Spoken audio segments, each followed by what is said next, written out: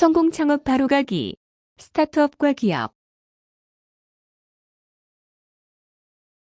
6. 법인 사업자. 자, 여러분, 이번 시간은 6번째 시간이네요. 법인 사업자에 대한 내용을 가지고 같이 학습해 보도록 하겠습니다. 자, 먼저 이번 시간에 같이 학습하실 학습 내용부터 확인해 보고 진행하도록 할게요. 자, 이번 시간에 학습하실 내용은 법인 사업자의 개념 및 특징, 그리고 성공하는 법인 사업자의 창업 전략에 대해서 살펴보도록 하겠습니다. 자, 먼저 법인 사업자의 개념 및 특징에 관한 내용입니다. 자, 법인사업자의 개념부터 우리 같이 한번 살펴볼까요? 자, 법인사업자란 다수의 사람이 자본을 출자하여 설립한 사업자를 의미합니다. 설립 구성원들이 다수이므로 이해관계를 명확히 확정하기 위해 설립 절차가 엄격하게 진행이 되고요. 법인 설립 등기, 이것은 이제 법원 등기소에서 진행이 되고요. 법인 설립 등기를 한 이후에 법인 사업자 등록을 하는데 이 법인 사업자 등록은 해당 지역의 세무서에서 진행을 하게 됩니다.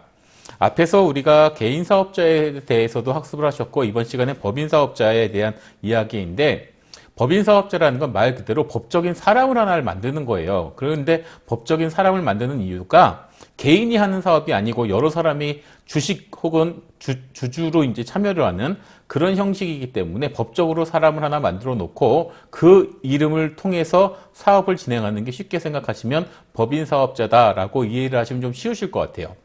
그렇기 때문에 거기에 들어간 사람은 개인이 아니라 다수가 들어가게 되겠죠. 물론 1인 창조기업이라던가 이렇게 개인으로 법인 사업자를 운영을 하시는 분들도 물론 계십니다. 그런데 이런 분들은 언제든지 다른 주주들을 받으실 수 있는 상황이 되는 거죠. 그렇기 때문에 개인 사업자로 창업을 하셨다가 추후에 법인으로 전환하시는 게 사실상 조금 그 상황이 좀 복잡한 부분들이 있거든요. 과정이 좀 복잡한 부분들이 있어서 아예 내가 나중에 사업을 그래도 어느 정도 규모 있게 좀 꾸리겠다. 그렇게 계획을 하고 있다라는 분들은 처음에 창업을 하실 때 아예 법인 사업자로 창업을 하시는 분들도 많으시고 대부분의 스타트업의 경우에도 처음에는 규모가 작은 기업으로 뭐 혼자서 할 수도 있고 2명, 3명의 팀으로 시작을 할 수도 있겠지만 대부분의 스타트업도 처음에 시작을 할 때는 법인 사업자로 시작을 하시는 경우들이 굉장히 많습니다. 왜냐하면 이제 조만간 우리 비즈니스 모델, 우리 사업 아이템이 괜찮다라고 하면 그렇죠. 투자도 받고 회사를 키워나가야 되기 때문에 그런 준비를 이제 하기 위해서는 먼저 이런 과정에 대한 것을 먼저 다 겪어놓고 가는 것이 편하기 때문에 그런 법인 사업자로 창업을 하시는 경우들이 많이 있습니다. 자, 계속해서 살펴보도록 할게요. 자, 이번에는 법인 사업자의 특징에 관한 내용인데요. 자, 먼저 어떤 특징이 있을까요? 그렇죠. 법인의 설립 및 비용에 관한 내용입니다. 대부분의 영리법인은 주식회사의 형태를 취하게 되는데 원칙적으로 자본금과 1인 이상의 임원을 선임해야 합니다. 관할 등기소에 설립 등기를 하고 관할 세무서에 법인사업자 등록을 해야 하고요. 유지관리 시 변경 등기, 변경사항을 등기를 해야 되는데 주소 및 대표자들이 변경됐을 때는 그런 것들을 꼭 진행을 해야 됩니다. 라고 이야기가 나오고 있습니다. 자, 말씀드린 내용처럼 어떻게 보면 반복되는 내용인데 이 보통의 우리가 말하는 영리법인은 대부분 주식회사를 의미하고 원칙적으로 주식회사를 설립을 할 때는 자본금이 있어야 됩니다. 이 자본금에 대한 그 규칙이 예전에는 사실은 좀 있었어요. 그래서 한 10년 훌쩍 전에는 예전에 이제 같은 경우에는 기본적으로 자본금은 5천만 원 혹은 1억 원 이런 기준들이 있었는데 지금은 그런 기준은 없습니다. 그렇기 때문에 만 원짜리 법인을 만드실 수도 있고 100만 원짜리 법인을 창업하실 수도 있습니다. 그런 거에 대한 기준은 없는데 업종별로 그 기준이 있는 경우들이 있어요. 그런데 보통 면허가 들어가는 그런 이제 여행업이라던가 건설업이라던가 이런 면허가 들어가는 그런 기업에 대해서는 그 자본금의 기준을 보는 그래야 이제 면허를 발급을 해주니까요. 그런 기준이 있는 경우가 있지만 그렇지 않은 경우에는 자본금에 대한 규정은 없습니다. 그리고 한 명 이상의 임원이 있어야 되겠죠. 어쨌든 이게 법적으로 사람을 만드는 거긴 하지만 거기에 여러 명의 사람이 들어가기 때문에 여러 명의 개인, 사인이 들어가기 때문에 거기에 최소한 한 명 이상은 들어가야 된다라는 얘기고요. 앞에서도 말씀드린 내용처럼 관할 등기소에다가 법인 등기를 내고 거기서 등기가 됐습니다. 해서 우리가 보통 얘기하는 등기부 등본이 나온다라고 하면 등기사항 전부 증명서라고 하죠. 그게 나오게 되면 그걸 가지고 세무서에 가서 법인 사업자 등록을 하시면 되는 거고요.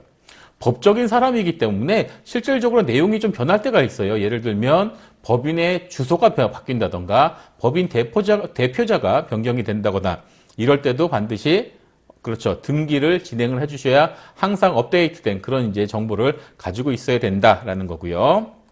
자, 계속 살펴보시면 이번엔 세금 부담 및 이익금의 사용에 관한 내용인데요. 소득이 많은 경우에는 개인 사업자가 최대 42%까지 세금을 낼 수도 있다라고 말씀드렸었죠. 그렇기 때문에 매출이 큰 그런 기업은 무조건 법인 사업자로 등록을 하시는 게, 법인 사업자로 진행을 하시는 게 확실히 유리하십니다. 그렇기 때문에 법인 사업자의 세금이 적을 수가 있고요.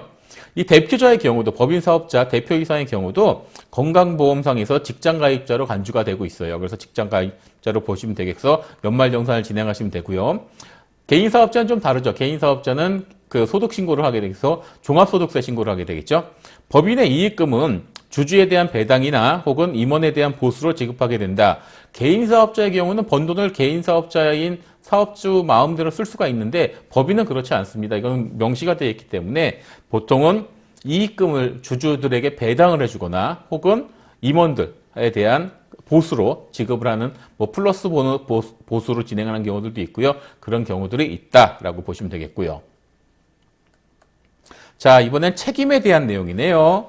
자, 책임의 한계. 대표이사 등 임원과 주주는 회사의 대외적인 채무에 대하여 변제 책임이 없습니다. 주주에 대한 유한 책임을 적용을 하고 있고요. 법인이 부도등 파산을 당한 경우에도 회사의 채권자는 그 회사의 임원과 주주 개인 재산에 대해서는 강제 집행을 할 수 없다. 뭐 이게 개인 사업자와 계속 이제 비교가 되는 부분이 나오고 있는데, 개인 사업자 같은 경우에는 앞에서 말씀드린 내용처럼 문제가 생기면 개인이 무한 책임을 지어야 합니다. 그 대신 수익도 자기가 다 가져갈 수 있는 그런 구조가 되겠지만, 법인 사업자는 내가 출자한 부분에 대해서만 책임을 지면 된다라는 유한 책임이 있는 거고요. 예전 같은 경우에는 법인 이름으로 대출을 받는 거나 이랬을 때도 법인 대표이사가 무조건 연대 보증이 들어가서 실질적으로 대출금을 상환하지 못하면 그 대표이사가 그걸 다 상환을 하는 그런 경우들이 굉장히 많았었어요. 그래서 사실 그 법인 사업자라고 하더라도 그런 부분에 대해서는 불편함이 있었는데 이제는 그런 불이익이 전부 사라졌다라고 보시면 되겠고요. 자, 계속 이어서 말씀드릴게요. 이번엔 사업 양도 방식인데 말 그대로 법인 사업자는 주식으로 구성이 되어 있죠. 자본금이 되는 게 주식을 발행을 하는 그런 방식으로 이제 주식회사가 운영이 되어 있으니까 주식 양도의 방식으로 사업을 양도할 수 있어요. 주식을 많이 갖고 있는 사람이 그만큼의 권리도 많이 갖고 있으니까요. 주식 양도에 대해서는 원칙적으로 적정세율의 양도소득세가 부과가 되고요. 상장된 이후에도 원칙적으로는 적정세율의 양도세금이 있습니다. 그래서 일단은 주식회사라는 경우, 보통 우리가 통상적으로 말하는 법인이 주식회사를 의미하는데, 이런 주식회사의 경우에는 주식을 양도함으로써 사업을 양도받을 수 있다라는 겁니다. 그래서 그렇죠. 절반 이상, 절반 초과가 되겠죠. 51%만 가지면 전부 다 가진 거라고 이야기할 수 있듯이 51%의 주식을 내가 갖고 있다라고 하면 그 회사를 사실은 이렇게 저렇게 좌지우지할 수 있는 권한이 생기는 거고요. 그렇게 되면 그 회사는 곧 그 주식 51% 이상을 보유하고 있는 사람의 소유다라고 말해도 과언이 아니게 되겠죠. 예. 자, 계속적으로 이번에는 그러면 성공하는 법인 사업자는 어떻게 창업을 할 수 있을까라는 창업 전략에 대해서 같이 살펴보도록 할게요. 자, 법인 사업자의 창업 전략. 자, 화면 보시면은요.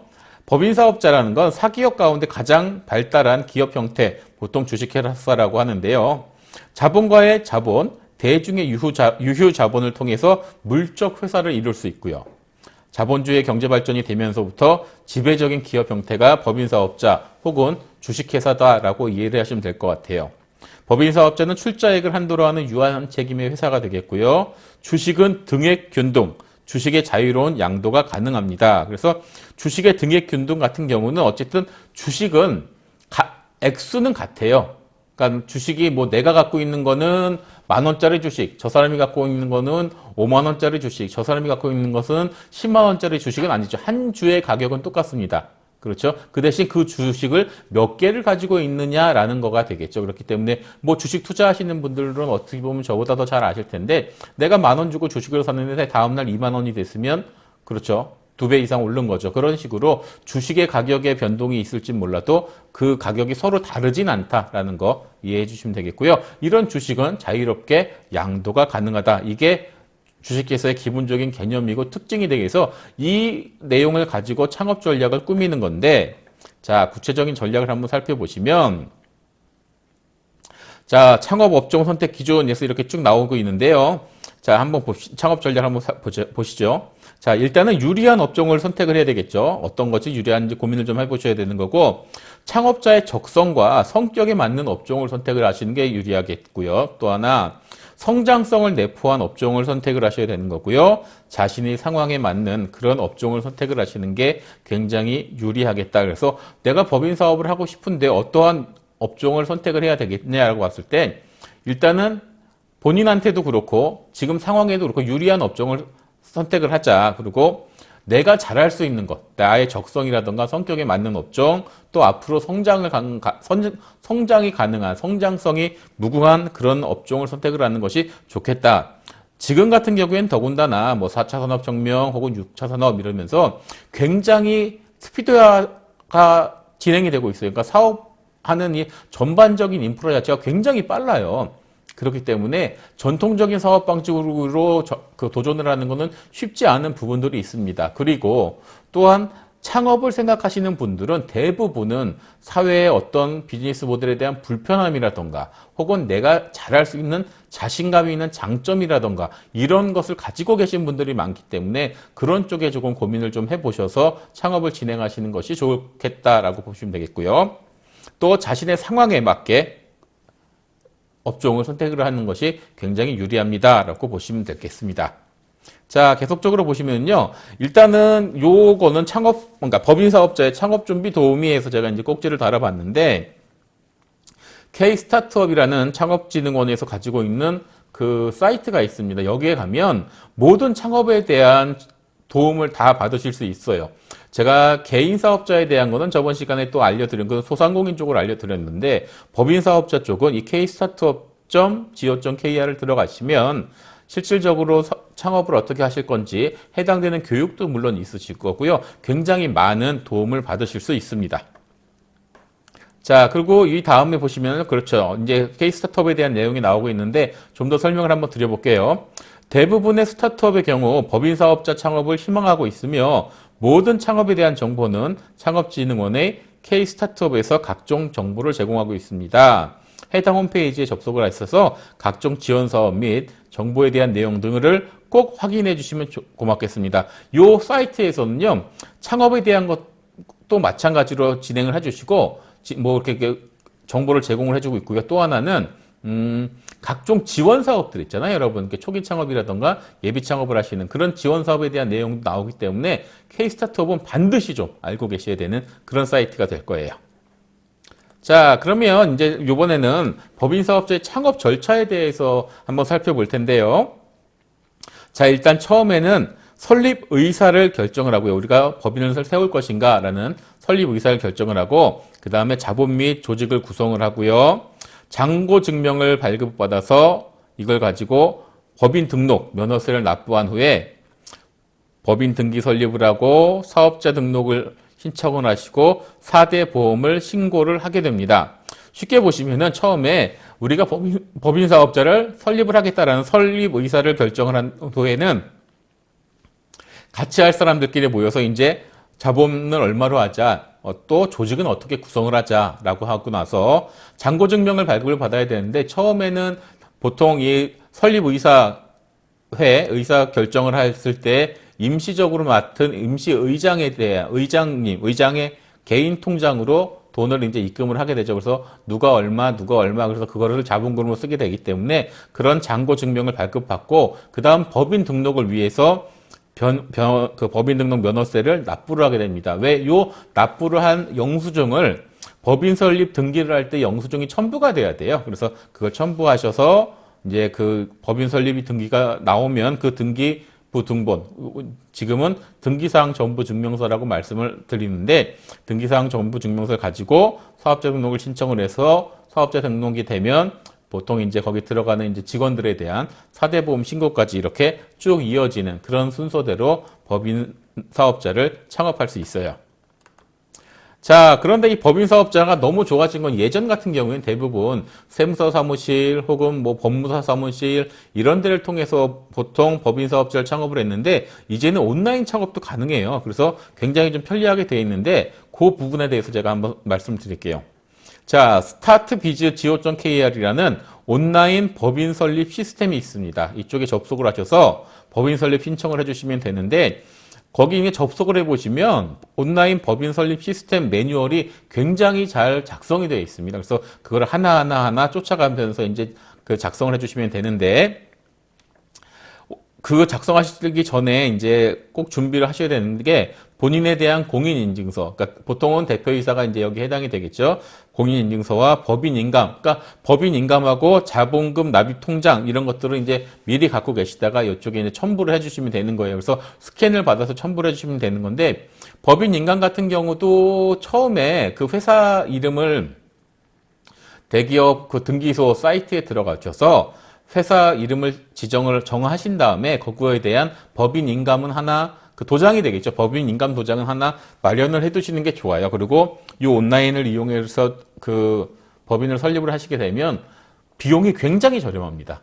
그냥 저희가 언제 오프라인으로 혹은 법무사 사무실을 이용하는 것보다 비용이 굉장히 저렴하니까 이 부분을 한번 사용을 해보시는 게 굉장히 여러분께 도움이 많이 될 것이고 제가 자꾸 이쪽 온라인을 한번 해보시더라라고 말씀을 드리는 이유가 일단은 시간이 굉장히 적게 걸리고요. 그런 경험을 좀 많이 해보셔야 그 추후에 그렇죠. 이제 우리가 지원 사업이라던가 이런 거 지원하실 때도 요 시스템을 써보시는 게 여러분께 대표님들에게도 많은 도움이 될 수 있다고 생각이 들어서요.